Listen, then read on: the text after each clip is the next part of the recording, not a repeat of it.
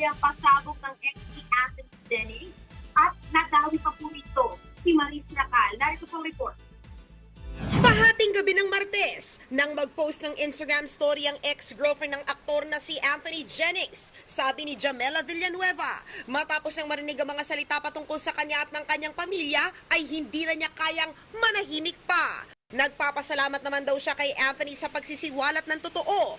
Kasabay nito, ang pagbabahagi niya ng kanya raw truth. Kabilang na nga rito ang ilang screenshot ng umunoy bahagi ng betrayal conversation sa pagitan ni Anthony at ng aktres na si Maris Racal. May mga pagkakataong nagkapalitan daw ang dalawa ng mga mensahe katulad ng I love you, come be my pillow, kiss na lang kita mamaya, at that was hot. Sa puntong yan, kinumpronta raw ito ni Jam at inamin ni Anthony na hinila siya sa girl CR ng aktres at nag-makeout sila. Tinanong daw ni Jam kung bakit ito pinayagan. Ngunit lagi raw dinadahilan ni Anthony na kailangang unawain si Maris dahil magka-love team sila. Sa huli, nagpasalamat pa rin si Jam sa 7 taong naging rock, best friend at partner niya si Anthony.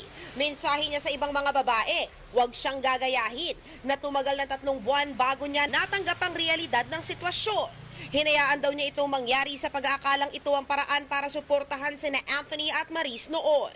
Aminado rin si Jam na hindi ito madali at may pagkakataong she's wishing things could just go back to the way they were. Pero pasalamat daw siya sa lahat ng mga taong nakakuha ng strength sa kanyang story.